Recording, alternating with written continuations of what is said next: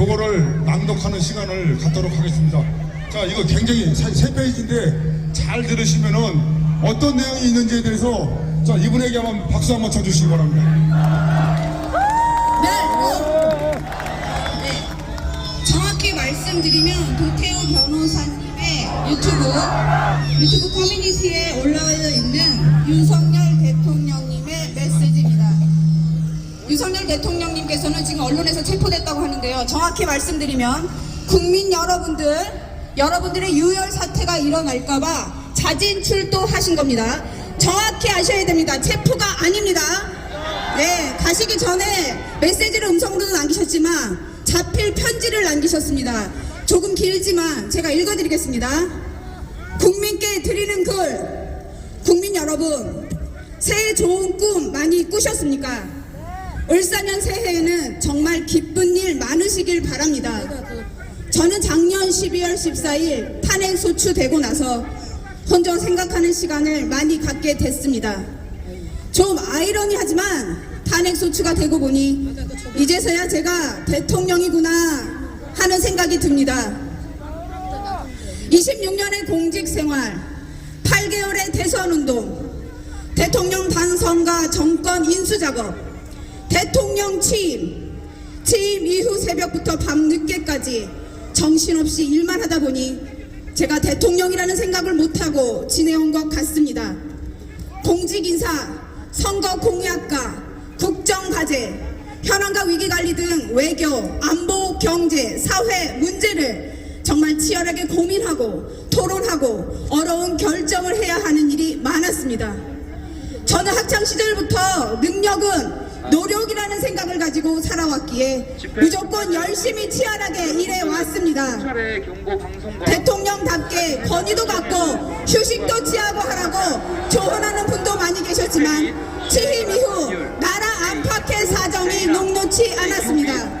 글로벌 안보 및 공급망 위기, 고물가, 고금리, 고환율의 외생적 경제 위기가 닥쳐왔습니다. 지난 정부의 포퓰리즘 정책에 따른 국가 책무의 폭발적 증가, 부동산 정책 실패에 따른 연끌 가계 대출 문제, 소수성 정책에 의한 최저임금 인상 등으로 자영업자와 소상공인, 중소기업의 경영 악화와 대출금 문제 등은 경제 위기를 극복해 나가는데 어려움을 더하였습니다. 하지만 국민 여러분께 어려운 여건에도 저와 정부를 믿고 따라주신 덕분에 차근차근 현안과 위기를 풀어갈 수 있었습니다. 징벌적 과제 정책을 폐기하고 시장 원리에 충실하게 부동산 정책을 펴온 결과 주택 가격을 안정적으로 관리하고 글로벌 중추국가 외교와 경제를 연결하여 해외 시장을 개척하고 수출에 노력한 결과 지난해 역대 최대 수출 실적을 달성하고 우리보다 인구가 2.5배 많은 일본을 거의 따라갔습니다. 1인당 GDP는 지난해 일본을 추월했습니다. 한미동맹의 핵기반, 업그레이드와 포괄적 전략 동맹 강화, 그리고 한일관계 정상화를 통한 한미일 3국 협력 체계는 우리 경제의 대외 신인도를 든든하게 뒷받침해 주었습니다. 요새는 안보와 경제 그리고 사회 개혁을 위해 이리 뛰고 저리 뛴 지난 2년 반의 시간이 파노라마처럼 스쳐갑니다. 좀 더 현명하게 더 경청하면서 잘했어야 했는데 하는 후회도 많이 듭니다. 지난 대선 기간 그리고 취임 후 2년 반의 시간을 돌이켜보면 부족한 저를 믿고 응원해주신 국민 한 분 한 분의 얼굴이 떠오르고 지친 몸을 끌고 새벽 일을 시작하는 분들, 추운 아침 미래를 준비하기 위해 책가방을 둘러매고 나가는 학생들, 어려운 여건에서 아프고 불편한 몸으로 고생하시는 분들 생각이 많이 납니다. 찾아뵙고 도움을 드리지 못해 안타까운 마음뿐입니다.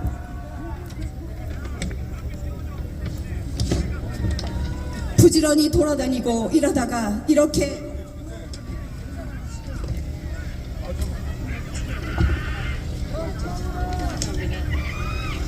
직무정지 상태에서 비로소 내가 대통령이구나 라는 생각을 하게 되는 것은 이런 안타까움 때문이 아닌가 싶습니다.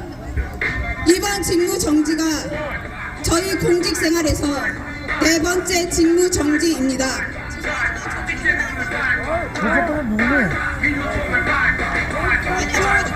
저쪽 좀 잠깐만 꺼달라고 해주세요. 잠깐만.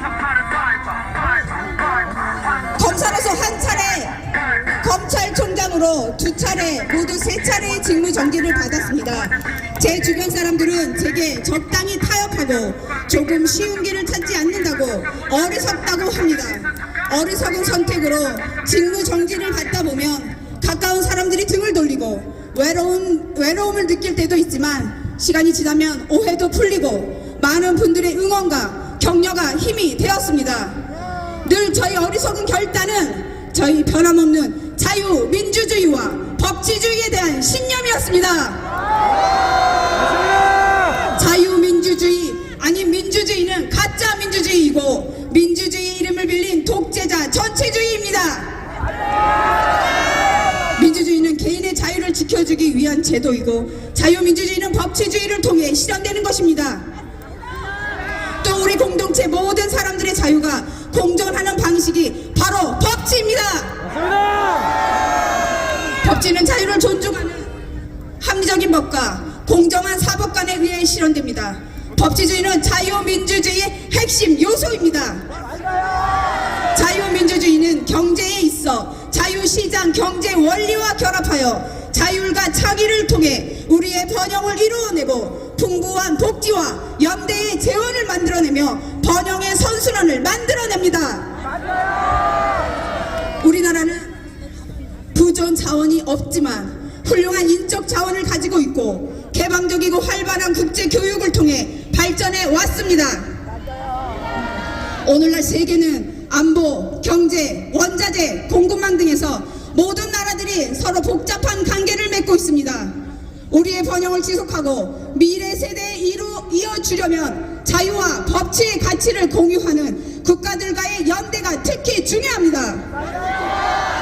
물론 우리에게 적대적인 공격을 하지 않는 국가는 체제와 가치가 다르더라도 상호 존중과 공동 이익이 추구라는 현실적인 측면에서 협력해야 합니다. 하지만 체제와 지향하는 가치가 우리와 다르고 우리에게 적대적인 영향력 공세를 하는 국가라면 늘 경계하면서 우리의 주권을 지키고 훼손당하지 않도록 해야 합니다. 외부의 주권 침탈, 세력의 적재적 영향력 공작을 늘 경계해야 하는 것입니다. 그렇게 해야 그런 세력의 영향력을 차단하고 우리를 만만히 보지 않도록 하면서 상호 존중과 공동 이익을 실현할 수 있는 것입니다. 우리가 경계하고 조심해야 공동 번영과 평화를 누릴 수 있는 것입니다. 2차 세계대전 이후 유엔이 설립되고 어떤 사유이든 분쟁을 군사 공격과 전쟁으로 해결하는 것은 국제법상 금지되고 방어 목적 이외 전쟁은 금지되었습니다. 총칼로서 피를 흘리는 군사 공격과 전쟁 도발은 국제법상 금지되었으므로 강대국이라 하더라도 외교상 큰 부담으로 적용되어 총칼을 쓰지 않는 회색지대 전술이 널리 사용되게 된 것입니다. 허위 선동의 심리전, 정치인 매수와 선거 개입의 정치전, 디지털 시스템을 공격하는 사이버전, 군사적 시위와 위협을 보태어 시연하는 하이브리드 전술이 널리 쓰이게 된 것입니다. 국가 기밀 정보와 핵심 산업기술 정보의 탈취와 같은 정보전도 하이브리드전에 포함됩니다. 그래서 현대적 신흥 안보는 군사, 정치, 안보를 넘어서 경제, 안보, 보건, 환경, 안보, 에너지, 식량, 안보, 첨단 기술, 안보, 사이버, 안보, 재난, 안보 등 매우 포괄적이고 다양합니다.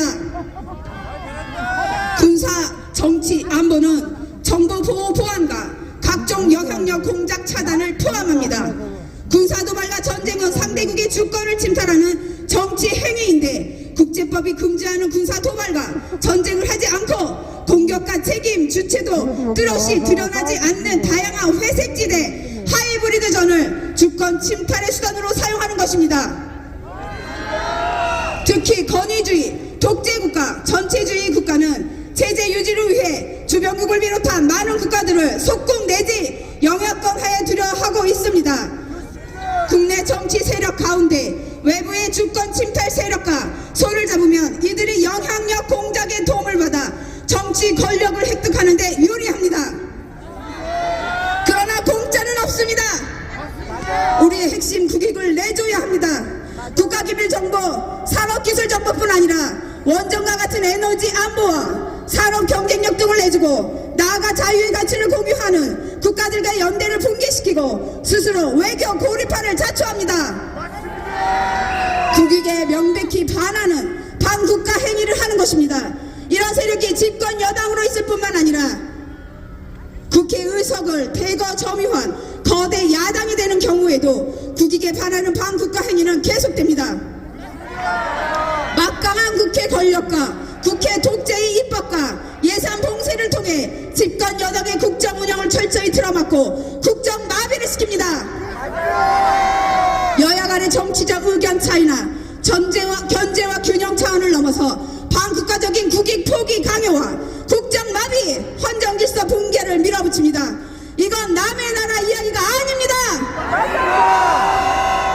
바로 대한민국의 현실입니다. 어떤 정치 세력이라도 유권자의 눈치를 보게 되어 있어 무도한 폐악을 계속하기 어렵지만 선거 조작으로 언제든 국회 의석을 계약한 대로 차지할 수 있다든가 행정권을 접수할 수 있다고 자신한다면 못할 일이 뭐가 있겠습니까?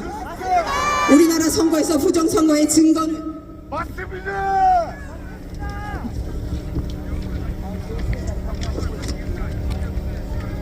너무나 많습니다.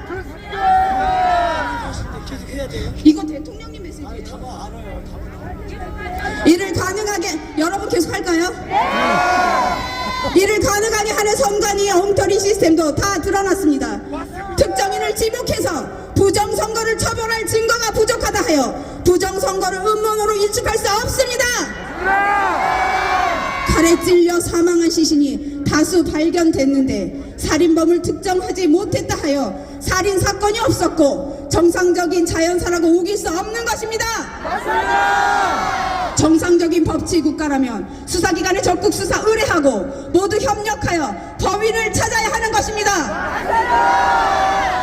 선거소송에 투표한 검표에서 엄청난 가짜 투표지가 발견되었고 선관위의 전산 시스템이 해킹과 조작의 무방비이고 정상적인 국가기관 전산 시스템의 기준에 현격히 미달한데도 이를 시정하려는 어떠한 노력도 하지 않았을 뿐 아니라 발표된 투표자 수와 실제 투표자 수의 일치 여부에 대한 검증과 확인을 거부한다면 총체적인 부정선거 시스템이 가동된 것입니다.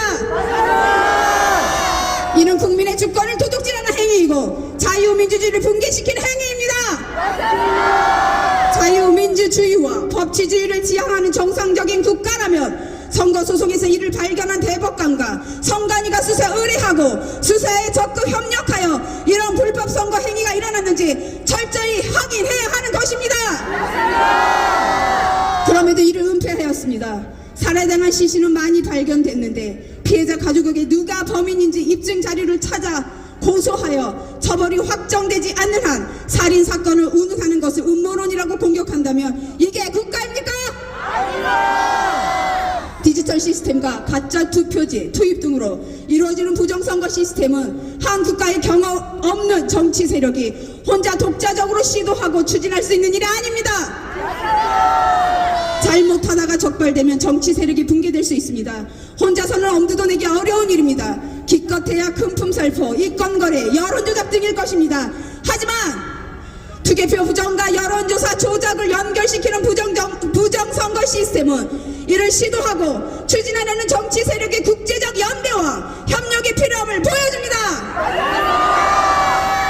투개표 부정선거 시스템은 특정 정치 세력이 장악한 여론조사 시스템과 선관위 확인 거부 및 은폐로 구성되는 것입니다. 살인범을 특정하지 못해서 살인범은 음모론이라 우기는 여론조성 역시 투개표 부정선거 시스템의 한 축을 구성합니다. 국민 여러분께서 아시는 바와 같이 이게 여러분 계속 마무리하라는데요. 국민 여러분께 여러분께서 아시는 바와 같이 우리나라 현실이라면 지금 이 상황이 위기입니다. 위기입니까? 정상입니까? 이 상황이 전시사변에 준하는 국가 비상사태입니다. 아닙니까? 전시와 사변은 우리 국토 공간위에서 벌어지는 물리적인 상황, 즉 하드웨어의 위기 상황이라면 지금 우리의 현실은 우리나라의 운영 시스템과 소프트웨어의 위기 상황인 것입니다. 헌법 66조는 대통령은 국가 원수로서 국가를 대표하며 국가의 독립, 영토의 보정, 국가의 계속성과 헌법을 수호할 책임을 진다고 되어 있습니다. 쉽게 말하면 대통령에게 대한민국의 하드웨어를 지키고 운영체가 소프트웨어를 수호하라는 책무를 부여한 것입니다.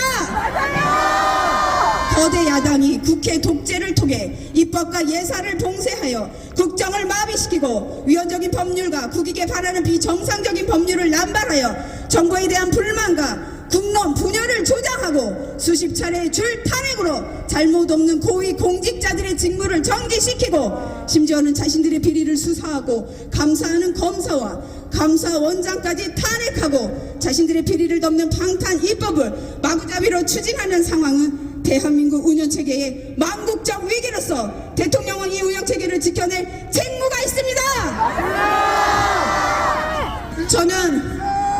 저는 헌법기관인 감사원장까지 탄핵하여 같은 헌법기관이 헌법재판소의 법정에 세우려는 것을 보고 헌법 수호 책임을 이행하기 위한 비상조치가 필요하다고 생각하였습니다.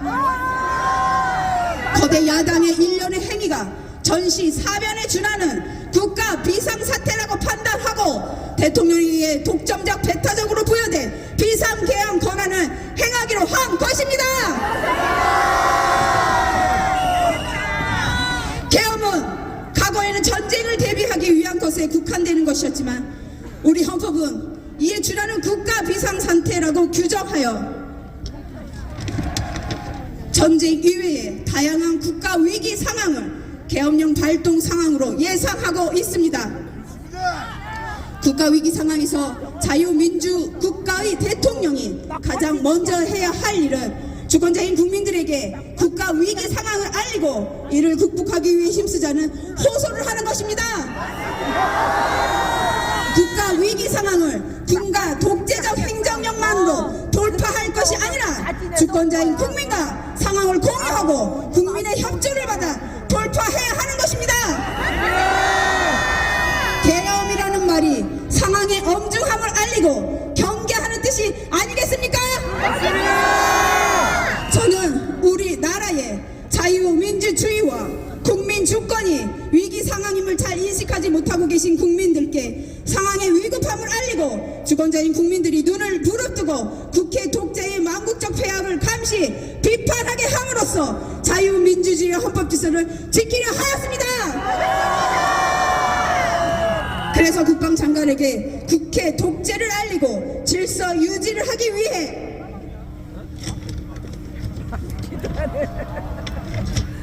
할 말이 얼마나 많겠어. 그리고 부정선거 가동 시스템을 국민들께 제대로 알리고 진상을 파악하기 위해 필요 최소한의 병력 투입을 지시하였고 국회 280명, 선관위 290명의 병력이 투입된 것입니다.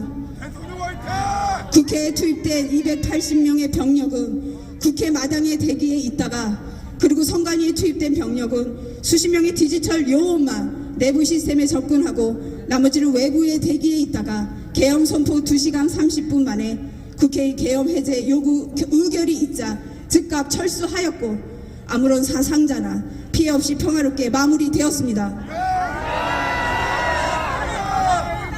국민 여러분, 계엄은 범죄가 아닙니다. 계엄은 국가 위기를 극복하기 위한 대통령의 권한 행사입니다. 그렇기 때문에 대통령의 권한 행사를 보좌하기 위해 합동참모본부에 계엄과가 있는 것입니다. 계엄은 내란이라는 내란몰이 프레임 공세로 저도 탄핵 소추되었고 이를 준비하고 실행한 국방부 장관과 군 관계자들이 지금 구속되어 있습니다. 참으로 어이없는 일입니다. 병력 투입 시간이 불과 2시간인데 2시간짜리 내란이 있습니까? 방송으로 전 세계 전 국민에게 시작한다고 알리고 3시간도 못 돼요. 국회가 그만두라고 한다고 병력 철수하고 그만두는 내란 봤습니까? 합참 계엄과 계엄 매뉴얼에 의하면 전국 비상 계엄은 최소 6개에서 7개 사단 병력 이상 수십만 명의 병력 사용이 전제되어 있습니다. 국방부 장관은 합참에서 작전부 장관과 작전본부장은 지낸 사람으로 이런 걸 모를 리 없습니다. 계엄의 형식을 빌린 대국민 호소이기 때문에 소규모 병력을 계획한 것입니다.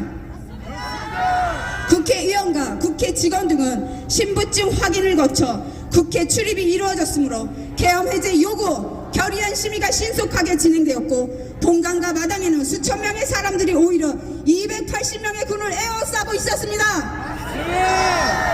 병력 철수 지시에 따라 군은 마당에 있던 시민들에게 공손히 인사하고 철수했습니다.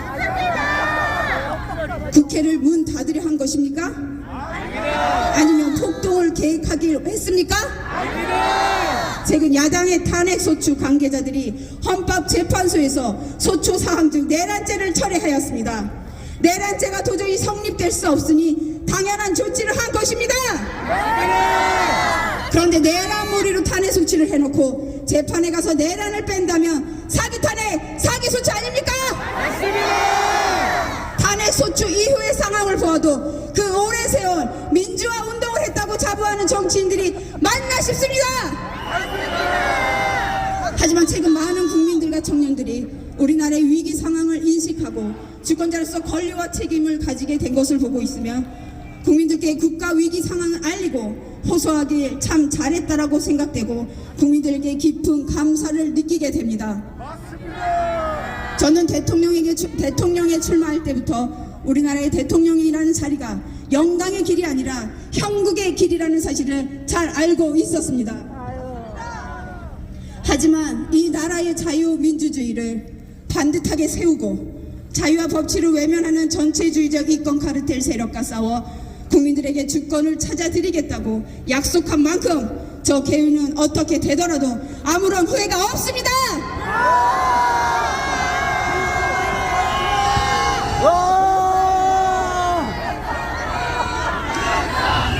제가 독재를 하고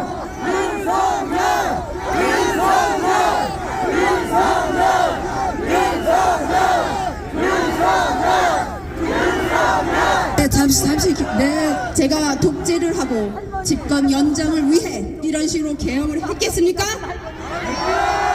그런 소규모 미니 병력으로 초단시간 계엄을 말입니다. 사법적 판단이 어떻게 될지는 제가 알 수는 없는 일이지만 국민 여러분께서는 이 계엄이 헌법을 수호하고 국가를 살리기 위한 것인지 아닌지 잘 아실지 저는 믿습니다.